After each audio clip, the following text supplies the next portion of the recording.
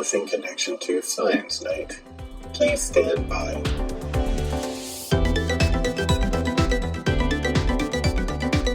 Welcome back to another edition of the Science Night podcast. My name is James, and with me, as always, is Steffi. Hey. And Jason. Hello. La, la, la. I like the That energy was a coming in good at one. the end, Jason. Yeah, it's a Seinfeld day for me. That's right. Uh-huh. Well, dear listener, after nearly 2 years and 42 episodes, we're bringing season 3 to a close. But not Wait, 42? before... This is 42. This is our Jackie Robinson episode. Isn't today like the 42 day? Man, synchronicity, Fireworks. right? Wait, you talk? Is this Hitchhiker's Guide? Yeah. Okay. Isn't it today? Maybe. I don't know. It's been a while since I read that book. All I remember is Beware the Panther. Sorry. Oh, it's okay. We're gonna keep that in. That's the stinger. So episode 42 already derailed. Yeah, that's fine. Yep. Nice. Let's take it from the top. After nearly 2 years and 42 episodes, we're bringing season 3 to a close, but not before we calm a little more sigh. So tonight we're talking about AlphaFold's fumble, soft robots in our skulls, a solar selfie, and the downfall of democracy. Just some light topics before we get into summer. So let's get to it. Way back in the first episode of the relaunch era, former co-host Chris Goulet told us about the hot new AI-driven bioinformatic program, AlphaFold 2. Let's roll the clip. Now, what AlphaFold 2 has done, which is so revolutionary, is it has run this model over and over and over again and concocted a mapping of the known proteome that gives a much higher degree of predictability as to the accuracy of these guesses and these structure foldings than ever before. It's not to say that they have perfectly mapped how proteins are going to act forever and ever, amen. That's not really the cool thing here. But what they've done is created a system by which the most important and prevalent protein structures that you're going to find in living organisms are mapped with a much, much higher degree of certainty as to their accuracy than ever before. And that's really cool, because what that means is going forward, it's going to make it much easier and faster for researchers to go through this process when they're trying to create a new drug or therapy. And it's going to make the development process for these new techniques and products much, much faster and much, much better. The key thing to remember from that initial reporting is that this was never meant to be perfect, and it was never meant to do more than predict protein folding based on sequences of amino acids. However, those pesky fans of AI quickly hailed this as something that would usher in the Jetsons-like future that we've been promised for decades. But fast forward to a project done by high school students playing around with the open version of AlphaFold, making a shocking discovery. It does exactly what it was designed to do and had difficulty doing more. In fact, the addition of a single mutation to the protein significantly decreased the accuracy of its predictions. Now, it chose this story for 2 reasons. Obviously, it throws back to the first episode of the season, and who doesn't like a good bookend? It also picks up on one of the themes that came up in the past 42 episodes. AI is cool, but it can't do everything. So what do we think about AlphaFold's fumble? I thought this was really interesting for a couple of reasons. The first thing I want to say is I'm not surprised, right? I'm not surprised that it was unable to do something that it wasn't designed to do. Right. And I don't know why anybody would be surprised at that. It wasn't designed for that. But I was a little taken aback by the fact that this software, this AI that was hailed as bringing an end to bioinformatics as a discipline, wasn't actually refuted by bioinformaticians. Is that what you would call them? Bioinformagicians, I think, was more fun. That sounds about right. Magician. Yeah. Yes. Nobody knows what they're doing anyway. Right. It was not tested by, bioinformatics practitioners. Instead, it was done by high schoolers. And I thought that right, signified maybe the end of the fight in the bioinformatics group. Not so much that they thought the discipline was done, but that they just didn't have it in them to show that it wasn't. So I thought that was interesting. High schoolers are what took this idea down.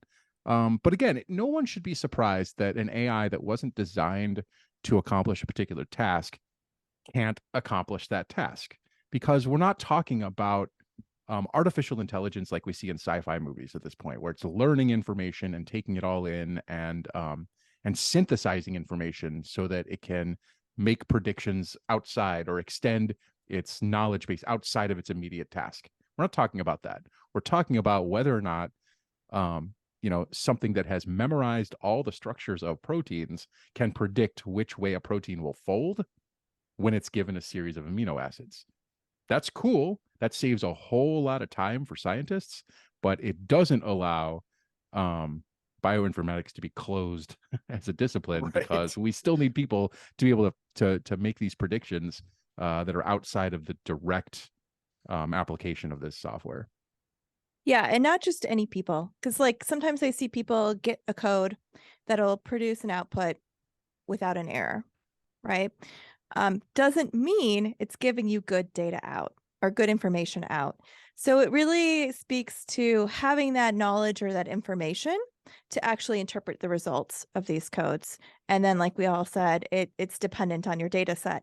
I do love how high schoolers did this, because they're probably thinking outside of the box about how you would run this, right? Having more people run codes can kind of elevate these things that will come out naturally, because we're all developing. Science is happening in real time a lot, right? So we're learning, we're getting a deeper understanding. We have these models, but you really need to test them a lot. And so I just think this is fascinating. I think the other thing that this underscores is that protein folding is complicated.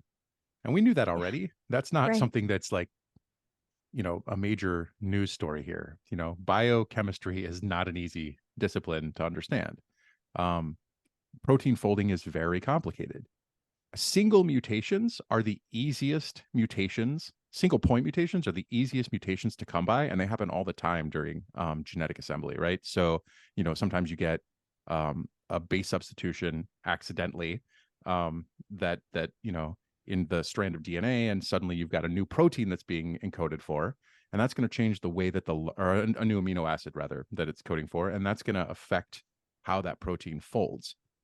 The fact that computers couldn't figure out how a protein would fold, like that an AI couldn't figure out how a protein would fold with a single point mutation, underscores the complexity of evolution.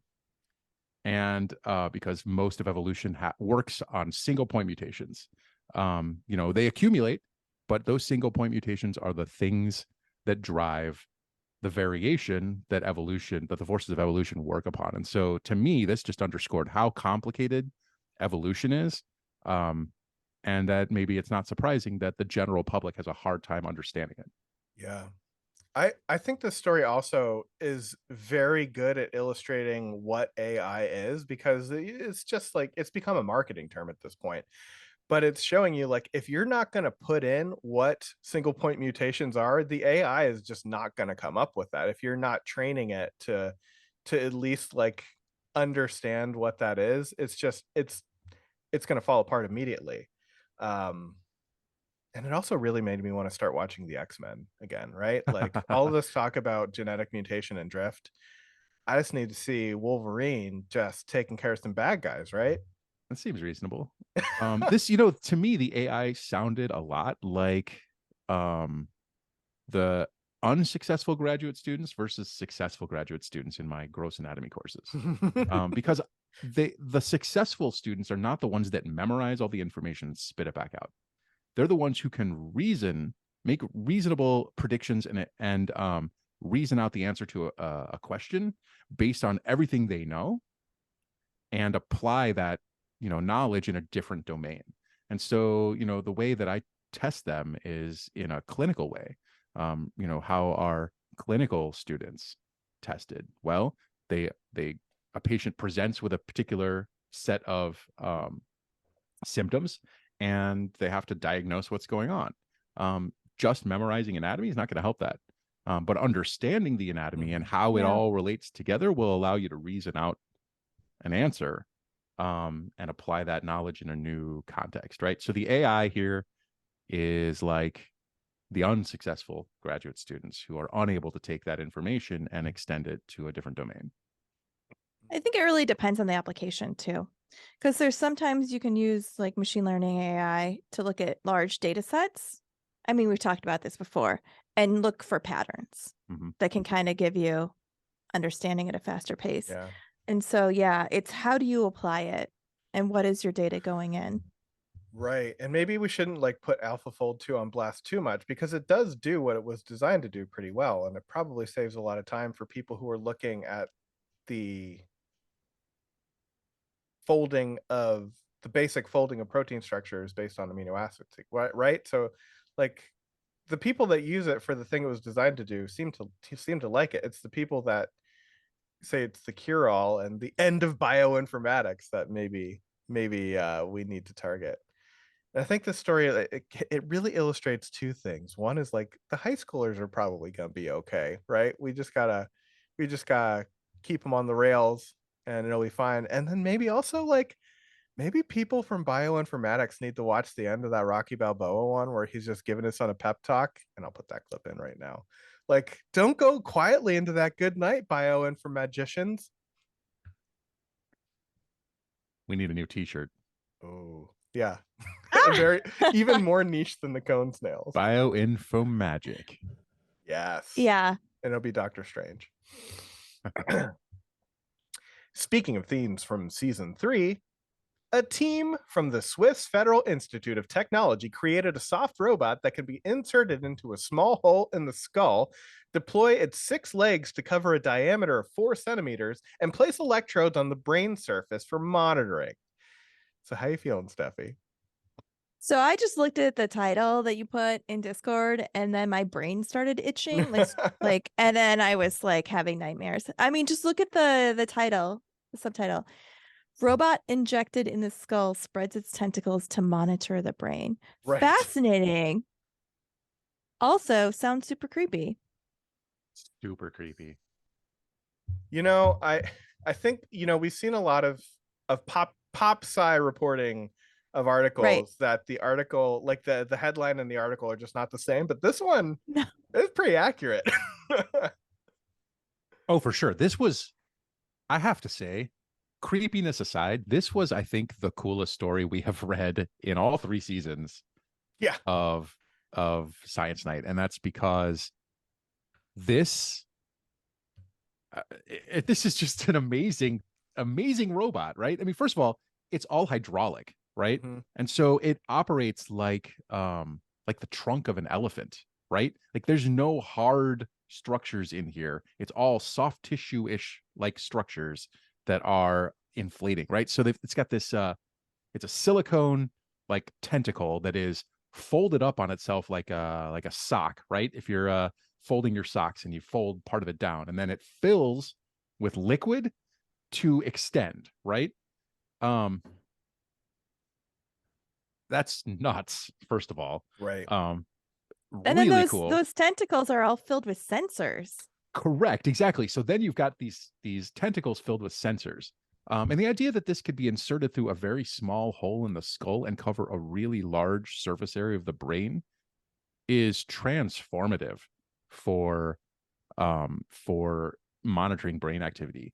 And so, I think back to my time in grad school, and I knew someone who underwent deep brain stimulation for Parkinson's disease. And that deep brain stimulation, where they put electrodes deep into the brainstem and then stimulate, set this person's symptoms back close to a decade. It was amazing, right? But it was a one-time thing, and it's been well over a decade. And I don't think it lasts that long, right? The relief that one gets from that doesn't last that long.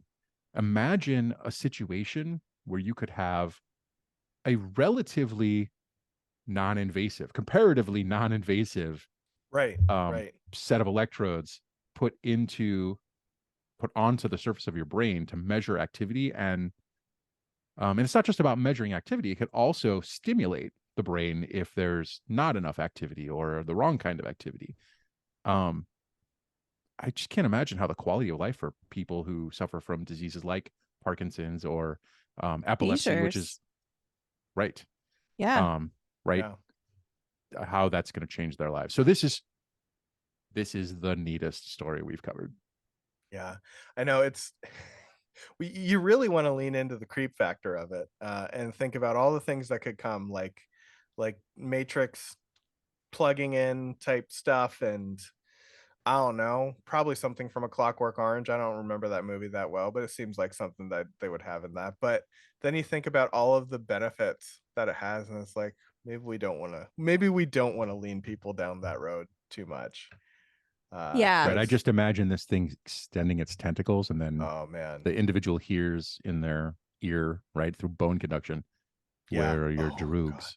Find your droogs. Whoa. Just wait until those tentacles get longer and it's just kind of enveloping the entire brain. So now we can affect like executive function and motor function all at the same time, and then you can actually take the person over and use them like a puppet. Oh, I've gone off the rails again. The imagery sounds a whole lot like the Upside Down in Stranger Things, though, doesn't it? It also kind of sounds like the hit pulp story Dirty Daggy, starring James Reed as the narrator, and guest appearance by Dr. Steffi Deem as a waitress. Oh, yeah. I think. Yeah. I think I was. Yeah. Yeah. Now I feel a little left out. Well, you think you were busy that day. I don't know, Jason. You could have played Guy from Maine. I had to be coached a lot for that like 5-second clip. So It's true. We took like 15 takes. I know. It was my first time doing voice work, though. I haven't been asked back. So just throwing it out there. To be fair, there hasn't been another episode yet. Okay. You killed one it, thing that Steph. You killed it. I know. Or they peaked, you know? Yep. You can look at it one of those Put it ways. in the rafters, shut it down. A little from column A, a little from column B.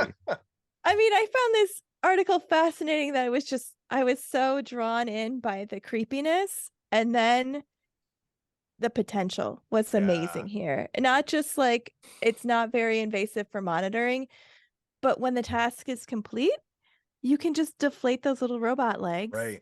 And so you can easily pull it out by a surgeon too.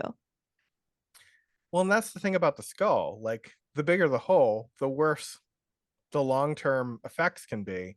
I mean, we all learned from the documentary The Adventures of Pete and Pete that if you have a metal skull in your head, there's a metal plate in your head, there's going to be issues. You're going to get like Soviet radio coming in over your transistors. You're going to get stopped at TSA. Like, that mom had some things going on, and I feel like neither of you know what The Adventures of Pete and Pete are, and I'm just screaming into the void, but it's fine. No, I've seen The Adventures of Pete and Pete. You nailed it all. I have not. Well, I think me showing the fact that Steffi watched PBS and like sculpted her young mind and became a fusion scientist is a signal that maybe it's time to take a break. Now I just watch garbage though. So you've come full got to make circle. up for lost time, right? Right? Yeah. Well, yeah. I'm not going to say speaking of garbage, because I don't think this ad is garbage. I think it is a message from a podcast that you will enjoy. Hi friends, Cameron here. I host a bi-weekly podcast called Nature is Gay that explores themes of sex and sexuality and gender expression across the natural world. We talk about pseudocopulation and sociosexual behaviors, asexual reproduction in plants and animals and fungi and every little thing in between. It's a great time. I'm a little biased, but I think you should check it out. That's Nature is Gay, available wherever you get podcasts. There's no way we could say goodbye to season 3 without talking about fusion in some way. Good thing the Daniel K. Inouye Solar Telescope recently released some pretty amazing images of plasma moving through the sun's atmosphere. And besides looking pretty incredible, they could teach us more about solar flares, aka the bane of Starlink satellites everywhere. So, Steffi, now's the time where you get to tell us about everyone's favorite, well, your favorite state of matter. It is everyone's state of matter. Let's That's just be true. honest, because we wouldn't exist without it. Well, Okay. if fusion works, it could If do fusion works, it does. It works every day in the sun, which is why we see sunspots. Big if There you true. go. Okay. So I don't know if you've seen the images coming from this solar telescope. They are fascinating. Have you seen them? I have, yes. Silence. Yeah, they look. Sorry, were you talking to us? Okay. Yes. She was waiting for emails to come in. Right. I'm waiting. Hit me up on Twitter if you've seen them. I honestly Anyway. think they almost look like if Van Gogh painted plasma. That's what I was going to ask you what it looked like to you. It looked like that.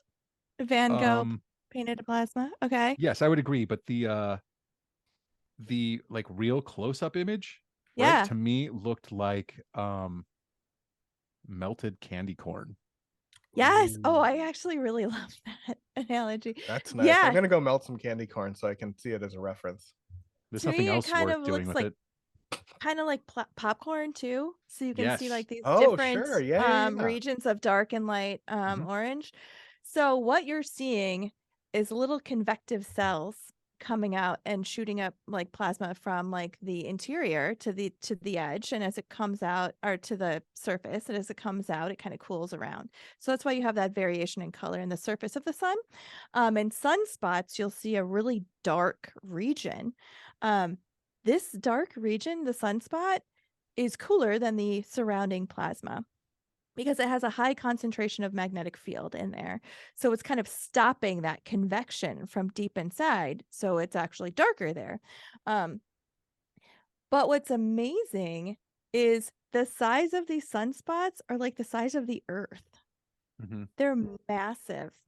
Right. And so Actually, to that point, Steph, right? When you Yeah. said cells, you called them convection cells, Right. Yeah. and you look at them through a telescope, right? Yeah.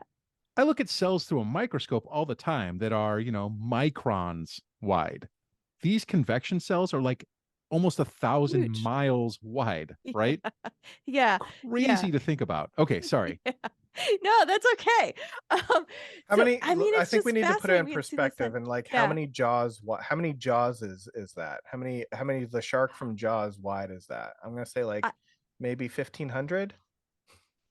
I think Shark Week is next week, so that is a Oh, great we're jumping the Shark Week. comparison.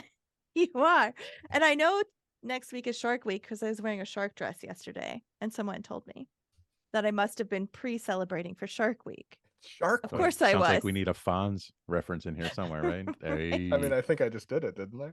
you did. Yeah. You said jump in the Shark Week. You did. Mhm. So that's what you're actually seeing. These are really, really fine details, not sharks. I'm sorry. I'm going back to I am not editing a second around that. It is going in as is. just so you Continue. don't. Plasma. My brain can just keep going on some wavelength when something's way out there. Okay. So switching to I'm sorry. no, you don't have to apologize at all. This is amazing. Okay.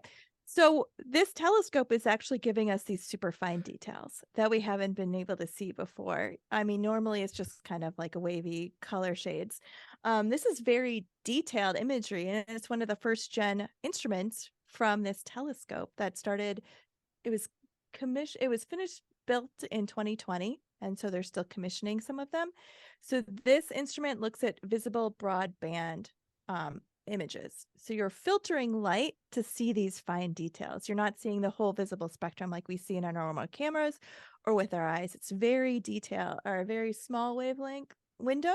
So you can actually see, it's a certain color range. And so that's what's pretty amazing. We can actually see these fine details because we don't actually know all the physics that causes them. Mhm. So any kind of more information we can get gives us a deeper understanding, because we're still trying to figure out what's causing these visible manifestations of those magnetic flux tubes in those regions. So I thought it was amazing. So how does that translate to your tokamak?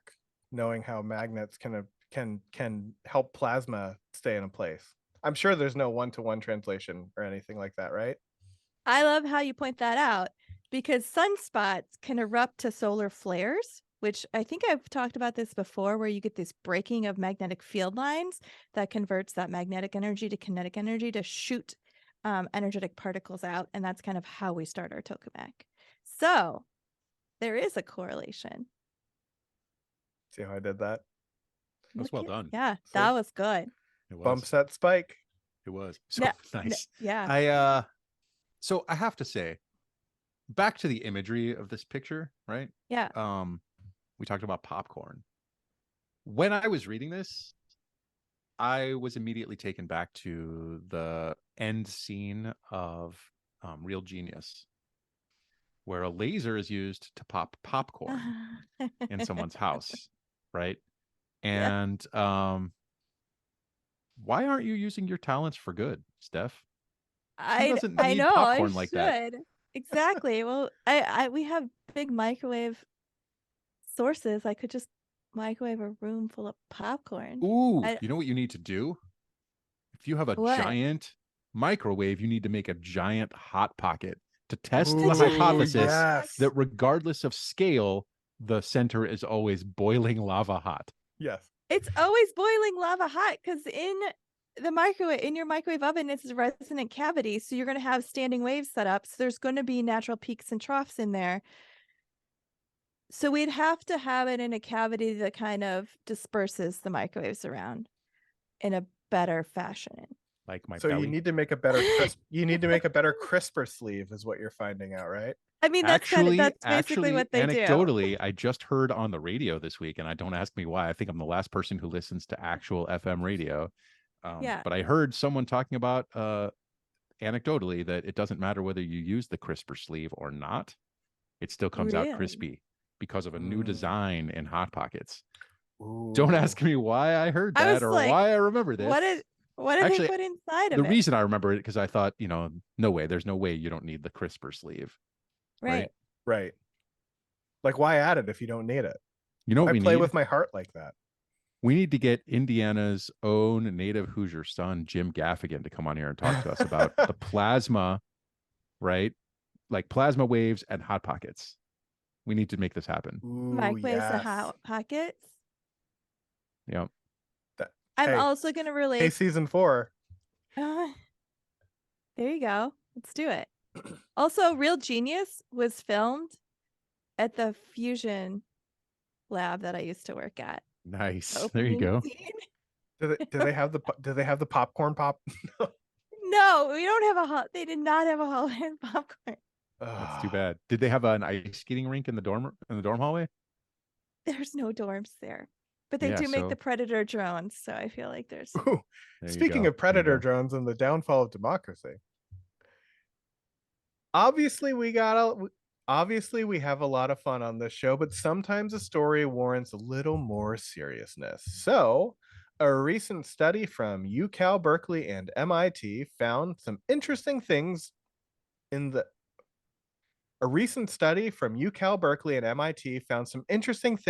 death cage match that we call politics in America. Basically, no individual supported what they called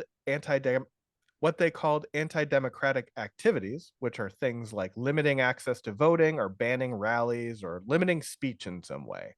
However, they also found that both sides suspected the other of supporting these actions, and to make things worse, when people believed the other side was supporting these actions, they were more likely to support some kind of retaliatory effort. So, fun times in the United States. But maybe there's some good news, and I think it's good to end this season on this. It looks like if the participant was immediately corrected on their supposition that the other side was out to get them, the likelihood of them supporting retaliatory anti-democratic efforts went down significantly. So the approval of subverting democracy fell when you didn't think the other side was out to get you. So let's put our communication enthusiast caps on one more time and ride out on this last opportunity to talk about talking.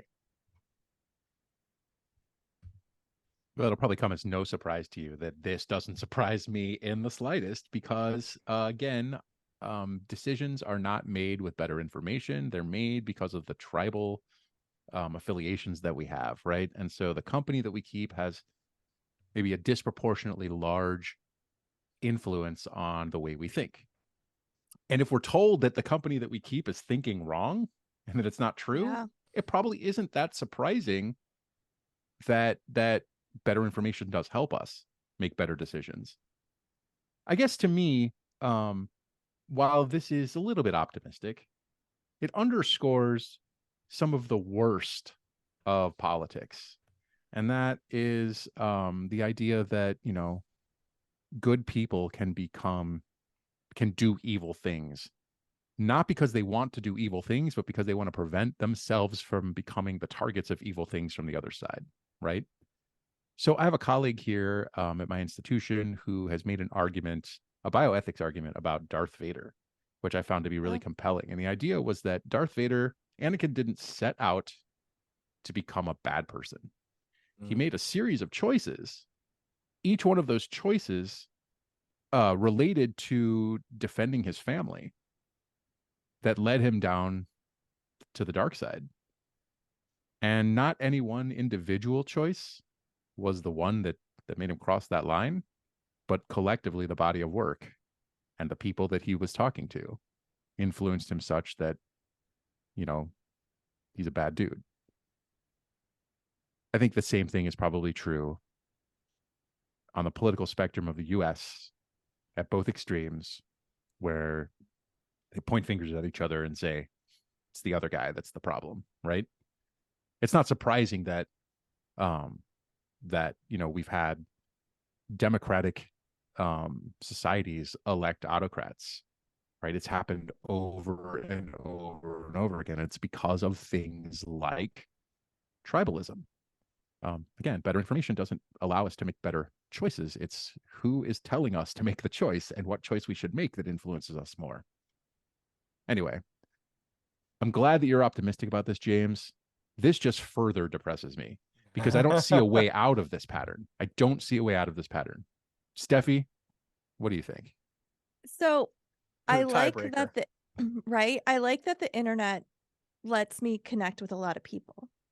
That's been amazing. But it also provides people a space to get deeper into their bubbles or their echo chambers, right? So instead of like going across, like just having lunch with people or having, conversations with people who have differing ideas, you kind of become more siloed.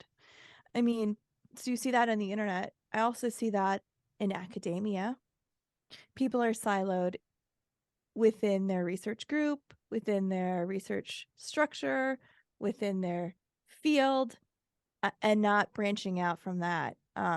Very different in some sense in the political spectrum. I mean, there is politics and science, of course.